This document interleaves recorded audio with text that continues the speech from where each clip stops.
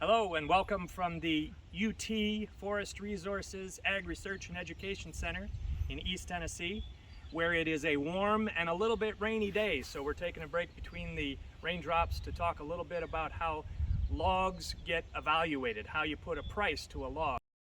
It really is hard to say exactly what a log is worth, but what I want to talk to right now is just the principles that are involved in generally evaluating a log, or therefore the trees that make up a stand of timber perhaps on your property that you're thinking about having a timber sale.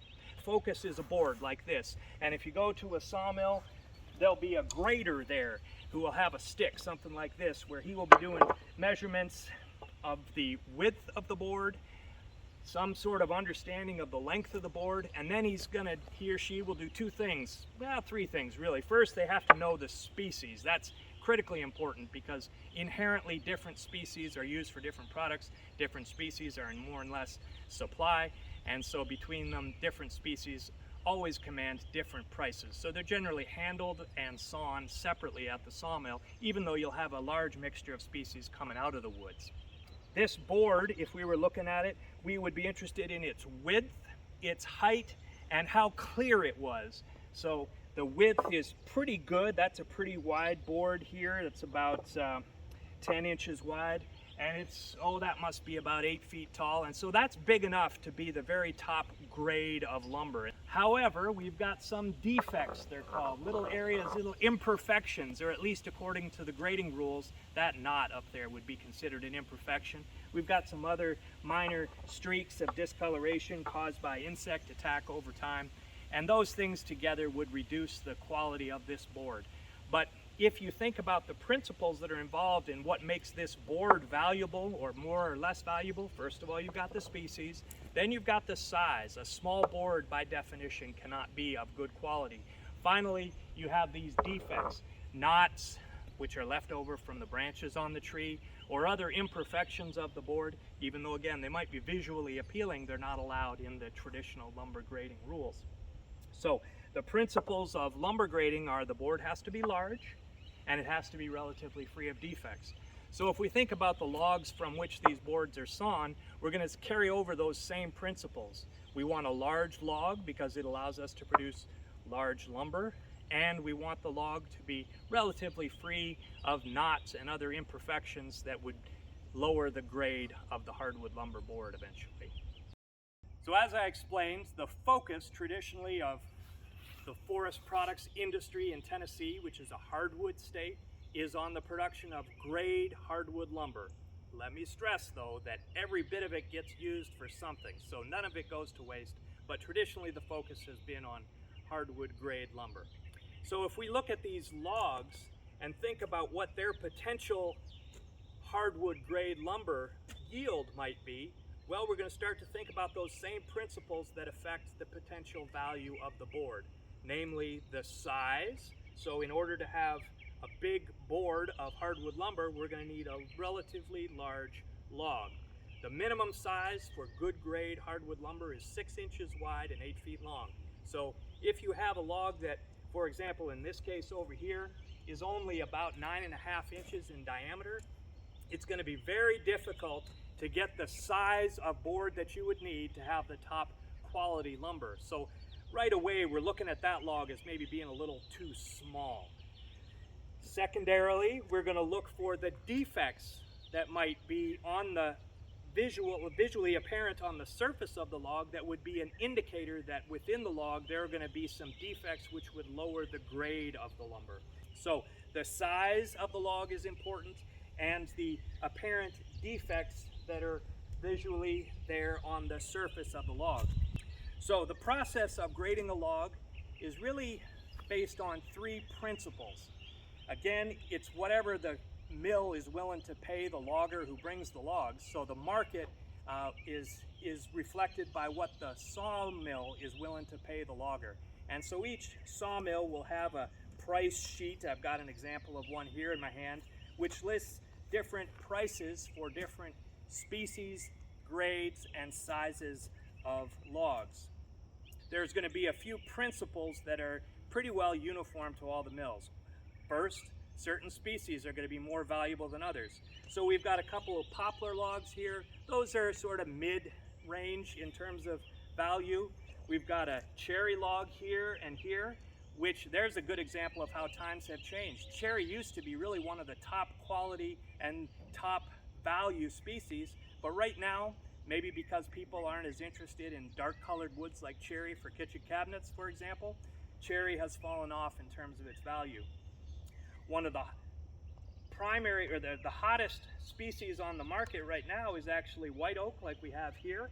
That's not a particularly good log of white oak, as I'll explain later, but species-wise, it's pretty well the most valuable species on the market right now, not for the traditional lumber reason, but because it's the material for making whiskey barrels. And finally, down on the far end, we have a sweet gum. Sweet gum is a beautiful tree and, you know, a nice member of the forest community. But for lumber, it's generally pretty low value. Although we'll have a little surprise when we talk about the value of these products. Because again, it's not all in reality going to go into the production of hardwood lumber, but the traditional way that the logs are priced is based on looking at the size of the lumber that will be produced, the quantity of lumber that will be produced, and the quality of the lumber that will be produced. So when the log grader or the log buyer starts to evaluate the logs, they're going to be doing three things. First, identifying species. Secondly, they will be scaling the log, and scaling is the process of estimating the yield of useful lumber. It seems a lot like measuring the size of the log, but it's not exactly, because what they're going after is the amount of lumber that will be produced. Scaling process is an estimate of the lumber yield, which is based on two criteria. One is the diameter of the log, and we almost always use the small end diameter. So in that case, that would be this end of this log, for example, and we measure it inside the bark. We ignore the bark because that wouldn't make part of the lumber. The second part of the scaling process is knowing the length. And that's generally done in feet. So if you have a few extra inches, that doesn't count. It doesn't make it to the next foot. So it's even feet from maybe 8 to 16 feet in length. Different buyers will be different. But that process of converting the diameter at the small end inside the bark and the length into some estimate of the lumber yield is the scaling process. And there are different scaling rules that are used mostly in different areas of the country. In the U.S. South that we're in now, the most common rule is the Doyle rule. And I've got a stick here that's basically a ruler that's been calibrated for the formula that is expressed by the Doyle rule. So the Doyle rule is a rather simple mathematical formula that takes into account diameter and length and makes an estimate of the yield of useful lumber. Now the formula is not so simple that you want to try and do the math in your head, so we have these conveniently calibrated sticks. So this Doyle log rule here will allow me, knowing that this log here is 12 feet in diameter and that the at 12 feet in length, and in this case 14 inches in diameter. Knowing those two bits of information, I know that there will be an estimate of 75 board feet of useful lumber coming from this log. So we know the species. We've got yellow poplar here, medium value. The next part is scaling. We know we've got 75 board feet of useful lumber here. The final part of this process would be grading the log, evaluating the quality of the lumber that will come from the log. And of course, this is just a guess, and it's based on what we can see. We don't have x-ray vision. We don't have the ability to know if there are hidden knots or other defects within this log. So we do the best we can looking at the surface of the log. The general way that this is done at most sawmills or most places that are buying logs is a so-called face rule, or a clear face method of evaluating, grouping the logs into various grades. Everybody's going to use different names for this process, but the general principle is that you look at the full length of the log on the outside. You're going to split it up into 4 equal width full-length faces. Now you might say, well, you can't see the one on the bottom, and that's true. We're just going to have to make a guess based on what we can see. If we really wanted to know for sure, we could try rolling the log. But in this case, if I look down the surface of this log, I don't see any defects. If I look on the end of it, I don't see any problem with the end of this log. The only thing I see here is a little knot right here at the end of this log. I'm going to ignore that because this log is a little bit longer than it needs to be, and therefore it's going to be trimmed off the end of that lumber. So depending on where the defect is, the log buyer, based on their interpretation, may or may not consider the defect. So I'm going to ignore that defect, and I'm going to call this a 4-face log, which means that all 4 faces are clear. There's nothing on the surface that would indicate defect within the log. However, we know that deep within the log, there's always going to be defects. But the difference between a 4-face log and a 3 or a 2 or a no-face log is that there's going to be a greater proportion of good quality lumber coming from this log, and therefore we're going to pay more for the log based on that relatively high percentage of good quality lumber. So to finish up putting a value to this log, we've identified that it's poplar, kind of a medium value log. We identified the scale as being 75 board feet of lumber predicted to be sawn from this log. And then finally, we graded it as having 4 clear faces. Again, I'm ignoring this one defect that's right on the end of the log. So according to this price sheet that I happen to be looking at, and again, the terminology and the prices will be different at every sawmill, but the principles of large and clear being valuable will always be the same. But in this case, this would grade out as a number 1. That's what they're calling, and that's almost the top grade. The reason it didn't get to the top grade, what they call prime, is that it's actually a little small. So there's actually an overlap of size being both considered in the scale, or how much lumber that you have, but also in terms of the quality of the lumber that will come. They want big logs, or at least bigger than this, to increase the likelihood of getting good quality lumber. So this is a upper to medium grade of log, what they're calling number 1. And if we look at the price sheet here, it's being valued at $300 per 1,000 board feet. So this number 1 grade, they're paying $300 per 1,000 board feet. Well, this log is much smaller than 1,000 board feet. It's only 75 board feet. But if we do the math, $300 per 1,000 board feet is the same as saying 30 cents per board foot. So if we multiply 30 cents by the 75 board feet that we've got here, that comes out to $22.50. So what that says is that this log delivered to the mill by the logger or other log handler would be worth $22.50.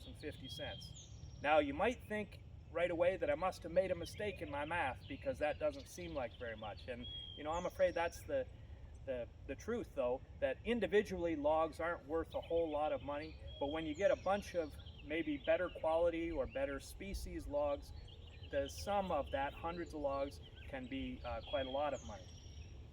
So now that we understand the process of putting a value to a log, we scale it to see how much lumber will come from it.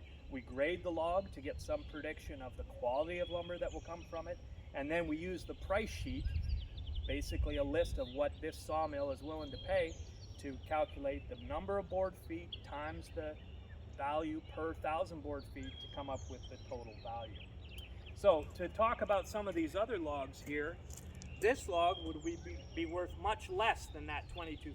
It's the same species, it's almost the same size, but if you can see here, there's quite a few of these defects that could potentially lower the value of the lumber, because underneath this bump, which is an overgrown branch stub, there could be a knot revealed once you start to slice into the log. So despite the fact that these look pretty similar, this one will be worth less than half of what this one is worth because of those potentially grade reducing defects on the surface of the log. To give a quick example of how a defect on the surface of a log, which might not look like much, for example this overgrown branch stub on this poplar log, if we think about when the sawmill is going to slab this log up and reveal the defect on the inside, this while it doesn't look like much perhaps here, this is a defect according to the grading rules for lumber. So apparently small defects on the surface can add up into serious lumber value reducing defects on the inside, and that's why log buyers will carefully examine the outside of a log when assigning its value. Over here, this cherry log, it's not too bad, but again, cherry has kind of dropped off in value. One of the things, it's not terrible in this log, but this log is not perfectly straight. And if the log is too crooked, sawmills will often make a deduction for the log not being straight. This one would be all right. It's clear on the surface, and so it would be of medium value because right now cherry doesn't have a whole lot of value. This white oak log here, I mentioned that white oak is the most valuable species almost in Tennessee's forests these days. So if you have a stand of large diameter, good quality white oak logs, that could potentially be very valuable. However, this log here is pushing it for being too small. Generally speaking, no sawmill wants to buy a log that is smaller than 10 inches diameter at the small end. And this one isn't even quite there. So this log might have little to no value simply because it's too small, even though it's of very high quality or high value species. We've got a slightly bigger cherry log here, and this one would be worth more than this one, partly because of the size, but in some cases, sawmills will recognize that the log, the so-called butt log, that came from the stump, you know, the lowest log in the tree, that will have, on average, better quality lumber inside it because the branches that were within the log have had more time to be grown over by clear wood, and those branches were smaller at the time that they were on the tree. So you can tell that this is the butt log because you've got the hinge cut where the tree was felled, and there's the hinge itself. There's often also a swelling of the log, the so-called butt log, where the tree swells down at the stump. So butt logs like this are often more highly valued, even if they're the same size as the upper log, because of the potential better quality lumber that will come from that log. Finally, we've got a sweet gum over here, and this is the case where knowing your market might have made a difference.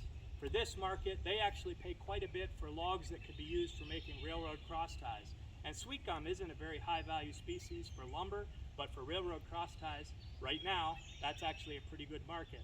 The odd thing about tie material is that it has to be a certain length, and this log is too long. So it would be better to cut this log back to about 10 feet or 8.5 feet so that it would be suitable for turning into a railroad cross tie. That would be its highest value. Even though the system is geared towards producing hardwood lumber, in some cases, some products are more valuable and they might require special sawing or require special species. So to recap, I've briefly introduced how logs get their value assigned to them. The three main principles are that certain species are more valuable than others, but generally large logs of clear surface are the most valuable. That can help you to understand why a certain stand of timber might sell for more, and it also might help you to understand why a forester might choose to manage your forest timberland in a certain way to try and produce certain species of large size and clear surfaces to improve the ultimate value of the timber stands.